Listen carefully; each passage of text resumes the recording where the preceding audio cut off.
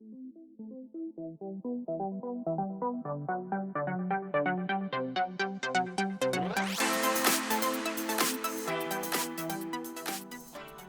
mini enthusiasts, how you doing? Welcome back. It's part 28 of the project kit build, and in this update I'm going to talk about the final finish on the car. So that's the wet flatting and the polishing, getting that mirror finish, that wet look on the car that looks absolutely amazing. So we entrusted a company called Atlantic Detailing.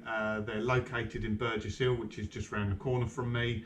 And the reason we use them is because they come very, very highly recommended by some of my close friends, and I know they wouldn't recommend them unless they've done a great job.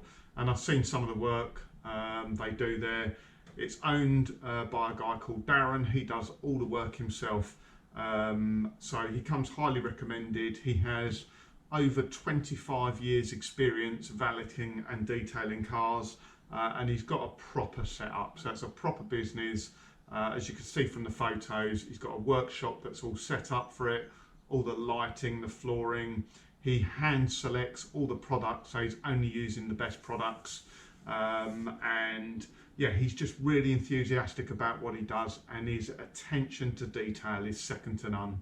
So this guy can be found, you know, his normal job, Monday to Friday, is detailing and valeting cars like Aston Martins, Ferraris, Porsches, things like that. So pretty sure we can trust him with a little old Mini. So that said though, he takes doing a Mini just as seriously as he would do if it was a £250,000 McLaren or something like that. So you might wonder why we didn't do the car ourselves, and really that's just because myself and Mark are no experts at all at wet flatting and polishing. And Mark's put so much time and effort into getting the paintwork right that it would really seem a shame to have a go at wet flatting it, getting it a little bit wrong, and then making a mess of it. So it was worth sending it off and getting it done by a professional. And I think when you see the photos at the end, you'll agree it looks absolutely phenomenal. So I do apologise. I'm going to have to read from a list because I can't pronounce some of these names, let alone remember what they are. So going from the top, so if we drop the car off, the paintwork was good on the car. What happened though was that after painting, immediately after painting, for a few days afterwards, the paintwork looked absolutely brilliant. But over the next couple of weeks, the paint sort of sunk back. So I'm no expert at this, and there are far more knowledgeable people out there that understand this, but we didn't have a spray booth to bake the paint or anything like that. So I assume just over time, as the paint fully cures, the paint, I think it must sink back a little bit. So it didn't look bad, it just didn't look brilliant. And some of the early photos in the moment don't really do it justice. It looks really poor, but it wasn't that bad. Yeah, I'm not sure what caused that. I think it's just where the paint sunk back, and it looked really pimply as well. And that was just because like the sparkle, the metal flake in the lacquer ended up looking like pimples because the lacquer went a bit milky. But like I say, no expert, so I don't quite know what went on there.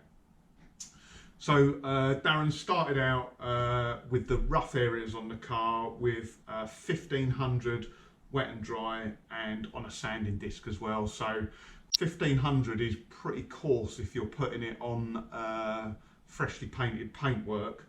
But as I say, this was just for the really rough areas, and that was done by hand.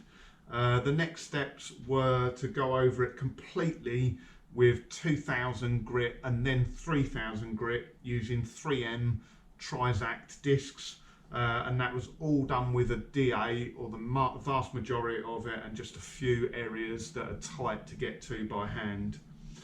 And then it was a combination of a product called Koch Chemie H8, which is a heavy cut coarse compounding polish, Menzerna Heavy Cut Compound 400 for the clear coats. Again, that's quite aggressive, that is, so you've got to know what you're doing. And then Nanolex Heavy Cut pads, Nanolex wall pads, and Meguairs microfibre cutting pads. Going over with Nanolex medium compound and purple medium pads, and then finished off with Rupes Yellow Fine Polishing Foam Pads with Carpro Essence Xtreme Gloss Enhancer. So I hope that helps. That didn't mean a great deal to me, but like I say, I'll stick the link or I'll stick the description down at the bottom. So if you want to go and look up these products, you can do yourself. Or Darren's really helpful.